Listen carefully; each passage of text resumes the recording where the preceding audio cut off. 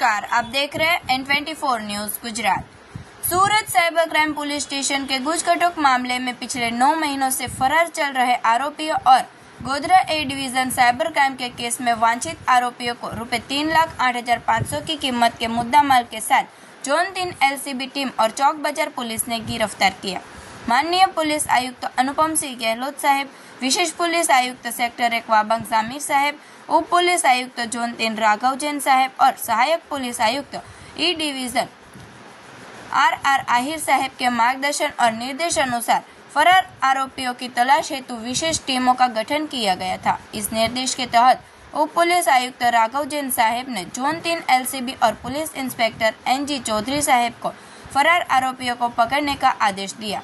Inspector NG Chaudhary साहब के नेतृत्व में जोन 3 एलसीबी स्क्वाड और सर्वेलेंस स्टाफ के PSI मकरानी साहब तथा अन्य पुलिस कर्मियों की अलग अलग टीमें बनाई गई।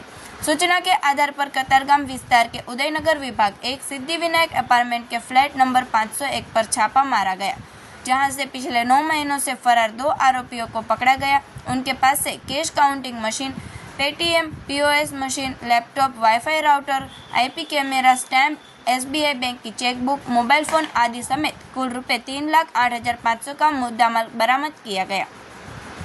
पूछताछ में आरोपी निखिल मकवाना ने बताया कि वह साइबर अपराध के मुख्य सरगना मिलन उर्फ मिलो उर्फ कानो शिवाय उर्फ जोनी उर्फ लालो वाघेला गैंग लीडर के संपर्क में था। वह अपने परिचितों को लालच देकर बैंक खाते खुलवाता और उनकी किट लेकर मिलन दर्जी तथा उनके साथी अजय इटालिया को कमीशन पर देता था। अजय इटालिया पहले से गिरफ्तार है और निखिल के खिलाफ Godhra A division police station में भी साइबर क्राइम की शिकायत दर्ज है।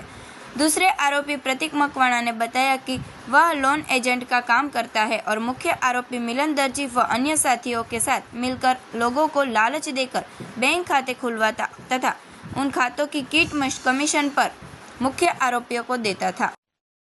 सूरत शहर के माननीय police commissioner Shri Anupam Gehlot sir जी की सूचना तहत शहर के अलग अलग केसेस में जितने भी वांटेड आरोपी हैं उनको रेगुलरली ट्रेस करना, उनको पकड़ने की सूचना दी। इसी अभियान के अंतर्गत हमें ये पता लगा कि चौक पुलिस स्टेशन विस्तार में सूरत साइबर क्राइम पुलिस स्टेशन के 2 आरोपी की मूवमेंट चल रही है। तो हमने डिटेल इन्वेस्टिगेशन किया, अलग अलग टीम बनाई और टेक्निकल एनालिसिस और ह्यूमन इंटेलिजेंस के अंतर्गत हमें पता लगा कि 2 आरोपी जो पिछले 9 महीने से वांटेड हैं, उनका यहाँ पे रेगुलर मूवमेंट हो रहा है। तो हमने उनको फिर डिटेन किया, एक टीम बनाई। उनको डिटेन करने के बाद हमें पता लगा कि इनकी कामगिरी इस तरह से है, ये जितने भी 2 आरोपी हैं, तो ये जितने भी भोले लोग होते हैं, गरीब लोग होते हैं, उनके नाम का अलग अलग बैंक अकाउंट और फिर जो बैंक अकाउंट की किट्स जो होती हैं वो कमीशन बेसिस पे आगे डमी अकाउंट तरीके जो साइबर फ्रॉडस्टर्स होते हैं उनको प्रोवाइड करवाते हैं, जिससे कि यह होता है कि जितने भी साइबर क्राइम का पैसा है वो इन अकाउंट्स में ट्रांसफ़र हो जाता है और ट्रांसफ़र होने के बाद इनका अकाउंट का ट्रेस नहीं हो पाता और इन अकाउंट से विड्रॉ हो जाता है। 2 आरोपी जिनको हमने पकड़ा है उनके नाम, दोनों भाई हैं और पहले का नाम है निखिल भाई दिनेश भाई मकवाना, की उम्र है 26 साल और दूसरे का नाम है प्रतीक भाई दिनेश भाई मकवाना है 20 साल। ये जो दोनों भाई हैं ये लोन कंसल्टेंसी का काम करते हैं। ये सूरत में सिद्धिविनायक अपार्टमेंट उदयनगर के रहने वाले हैं उनका, लेकिन जो मूल वतन है वो गोंडल राजकोट का है। इस पूरे रेड के दौरान जो मुद्दामाल बरामद हुआ है वह है 4 mobile phone, 2 swipe machine, 1 wifi router, 1 cash counter machine जिससे पैसे गिना जाता है, CCTV स्टैम्प और कुछ चेकबुक्स।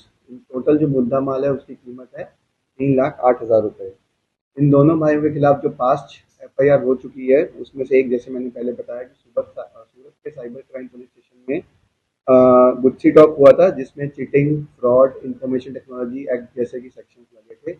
और जो बड़ा भाई है निखिल, उसके खिलाफ गोधरा में भी A डिवीजन में भी इसी चीटिंग और फ्रॉड का एक अलग से गुना दाखिल है। फिलहाल इन दोनों आरोपियों को फर्दर तपास के लिए सूरत के साइबर क्राइम पुलिस स्टेशन में हम फॉरवर्ड कर देंगे जिससे कि इसकी फर्दर डिटेल्स लिखी जाए। इनका एमओ क्या था और इनको पकड़ने के लिए पुलिस ने किस तरह की जांच की? इनका एमओ जैसे मैंने बताया यही रहता है कि ये अलग अलग नए अकाउंट्स बनाते हैं जिनका आइडेंटिटी ट्रेस करना बहुत मुश्किल होता है। जैसे कोई गरीब हो, कोई रूरल विस्तार से पिछड़े इलाके से हो, उनके आईडीज ये लेते हैं और नए अकाउंट्स बनवाते हैं। जो नए अकाउंट्स बनवाने के बाद इनके पास जो किट आती है वो जो लार्जर ग्रुप साइबर क्राइम करते हैं उनको प्रोवाइड करवाते हैं कमीशन बेसिस पे। और फिर कमीशन बेसिस क्या होता है, जब उनको अकाउंट दे देते हैं उसके बाद ये जितना भी साइबर क्राइम का जो पैसा एकत्रित होता है वो बाइफरकेट हो जाता है छोटे छोटे अमाउंट्स में इन अकाउंट्स में, और फिर इन अकाउंट से एटीएम या फिर किसी ऑनलाइन ट्रांजेक्शन के द्वारा ये ट्रांसफर किए जाते हैं, जिससे इनका ट्रेस करना मुश्किल हो जाता है। तक कितने अकाउंट इन्होंने कर थे और कितने कमीशन?